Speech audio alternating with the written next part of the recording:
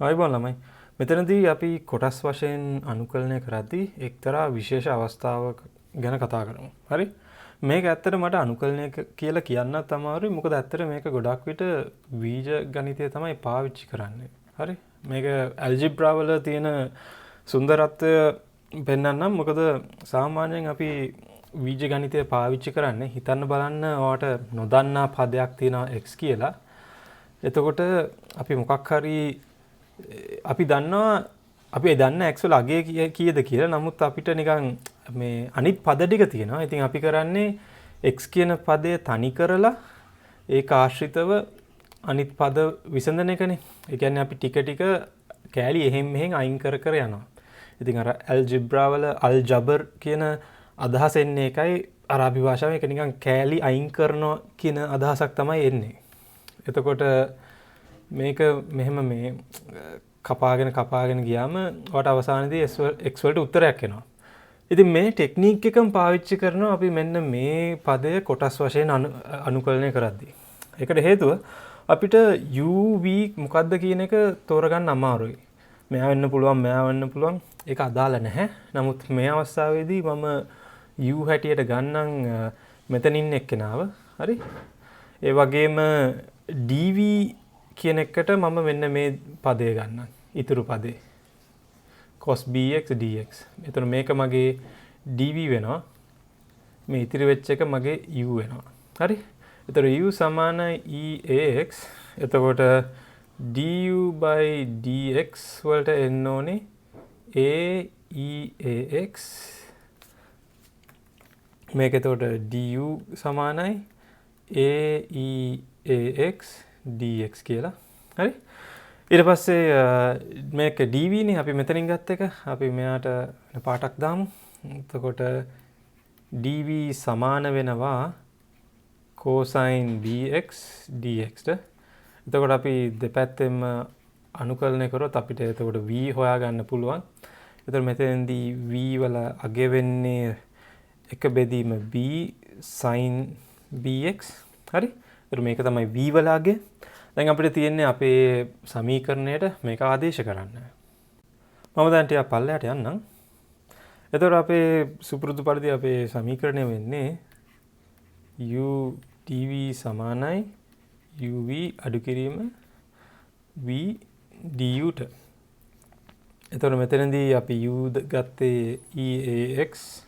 ඊට පස්සේ dv ට එන්න ඕනේ cosine bx dx කියලා. හරි? ඒක සමාන වෙනවා u ගුණ කිරීම v ට. එතකොට eax ගුණ කිරීම v කියන්නේ එක බෙදීම b sin bx ට. හරි? අඩු කිරීම මෙතනදී කොක්ක වෙනවා. ඊට පස්සේ v වෙන්නේ එක බෙදීම b sin bx. du වලට එන්න ඕනේ aeax dx. හරි? අපි එතකොට මේකේ නියත පද ටික එළියට අරගෙන ටික ලස්සනට ලියමු. ඕකේ. මේක ආවට පස්සේ දැන් අපිට ඊළඟ පියවරේදී මේ පොඩි මේ නැවත වතාවක් අපි අනුකලනයක් කරන්න සිද්ධ වෙනවා. කොටස් වශයෙන් අනුකලනයක්. ඒ තමයි මෙන්න මේ පදයට. හරි? එතකොට මේක මම වෙනම ලියන්නම්. මම මේක මෙතන මෙහෙම වෙනම ලියන්නම්. eax sin bx dx කියලා. හරි? මම මෙයාට එකයි කියලා දාන්නම් මෙන්න මේ සමීකරණයට. එතකොට මම පස්සේ මෙයාට මේක ආදේශ කරනවා. එතකොට මෙතනදී මගේ u dv වෙන්නේ මම මෙයාව මගේ dv හැටියට ගන්නවා. ඊට පස්සේ මෙයාව u හැටියට ගන්නවා. එතකොට මෙතනදී වුණත් du කියන්නේ කාටද? aeax du ට සමාන වෙන්න dx ට. ඊට පස්සේ මේ v සමාන වෙනවා sin bx dx. ඒ කියන්නේ තව ටිකක් සුළු කරලා ලියනවා නම් එක බෙදීම b ඍණ එක බෙදීම b cosine bx ට. එතකොට මේක තමයි v. දැන් අපි මේකත් නැවත වතාවක් අපේ සමීකරණයට ආදේශ කරන්න ඕනේ.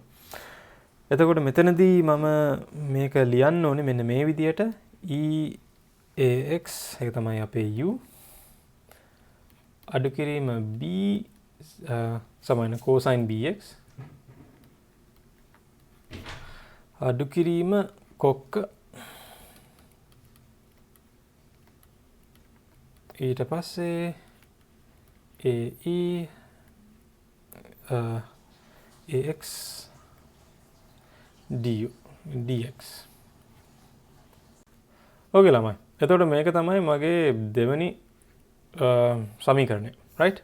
දැන් මම මෙතන ඉන්න sin ඒ කියන්නේ මෙන්න මේ පදයට අදාළ එක්කනේ මෙතන හොයලා තියෙන්නේ. එතකොට මේ මම හොයාගත්ත දේවල් ටික මෙතන ඉන්න දේවල් ටික ඔක්කොම මම මෙතනට ආදේශ කරනවා.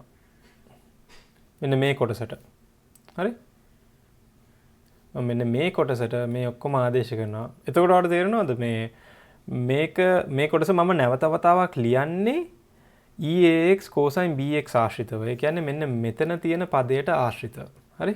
මේක තමයි ට්‍රික් එක. ඒක නිකන් මේක අර ඇල්ජිබ්‍රා පාවිච්චි කරලා කරනවා කියන්නේ මේකටයි.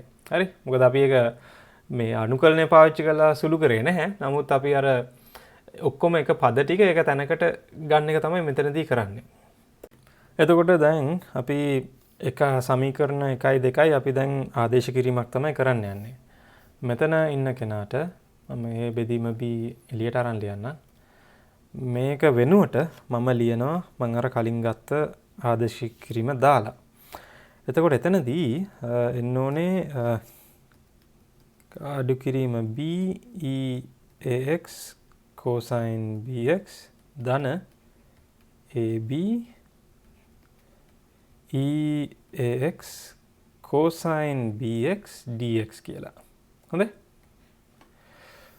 එතකොට ඔයාලට තේරෙනවද දන්නේ මෙතන ඉන්න කෙනාව මම මෙහෙම fx කියලා දාන්නම්. හරි? කොක්කත් එක්ක. ඊට පස්සේ මෙතන ඉන්න කෙනාව එයාත් මම fx කියලා දාන්නම්. මොකද මේ දෙන්නම සමාන හින්දා. ඔයාලට තේරෙනවද දන්නේ මට මේ දෙක මට මෙහා පැත්තට එහා පැත්තට ගේන්න පුළුවන් නේ. මට පුළුවන් මේකේ මේ පද එහාට මෙහාට හුවමාරු කරන්න. එතකොට මට පුළුවන් මගේ මේ බීජගණිත විද්‍යා ක්‍රමය පාවිච්චි කරලා මේක තවත් සුළු කරන්න. ඒතර මම මේක සම්පූර්ණයෙන් ලියනවා. හරි? ඔන්න ඒක තමයි මම මෙතන කරන්නේ. එතකොට ඊළඟ පියවරේදී මේ විදියට එනවා. මතක තියාගන්න f of x කියන්නේ මෙන්න මෙතන අනුකලනයත් එක්ක තියෙන පදය. හරි? ඊළඟට මට තියෙන්නේ මේකේ මෙතන ඉන්න කෙනාව එහා පැත්තට ගේන්න. එතකොට මේ ඍණ එක්කෙනා ධන පදයක් වෙනවා. එතකොට මට f of x ආශ්‍රිතව ලියනවා නම් 1 ධන a වර්ගය බෙදීම b වර්ගය එන්න ඕනේ. සමානයි මෙතන තියෙන පද ටික. එතකොට මට f of x ලියන්න පුළුවන් මෙන්න මේ විදියට a වර්ගය ධන b වර්ගය බෙදීම b වර්ගය කියලා. හරි? එතකොට මම මෙතන ඉන්න අයව ටිකක් වරහන් එහාට මෙහාට මේ පොදු පද ටික එළියට ගත්තාම එන්න ඕනේ. මට මෙතන පොදු හරයකට දෙගොල්ලම ගේන්න පුළුවන් මෙතන b වලින් ගුණ කරලා මෙයාවත් b වලින් ගුණ කරලා සමානයි. මෙයා වලින් b වලින් ගුණ කරලා මෙයාව b වලින් ගුණ කරලා. එතකොට එන සමීකරණය වෙන්නේ 1 බෙදීම b වර්ගය වරහන් ඇතුලේ සමාන. මට මේ EAX කියන එකත් එළියට ගන්න පුළුවන්. 1 බෙදීම b වර්ගය EAX වරහන් ඇතුලේ sin BX ධන cosine BX කියලා මට එනවා සමීකරණයක්. හරි? ඊට පස්සේ ඊළඟ පියවරේදී මට තියෙන්නේ මෙයාව එහා පැත්තට ගේන්න. එතකොට මම මෙයාගෙන් ಗುಣ කරන්න ඕනේ. හරස් ගුණිතයක් දාන්න ඕනේ.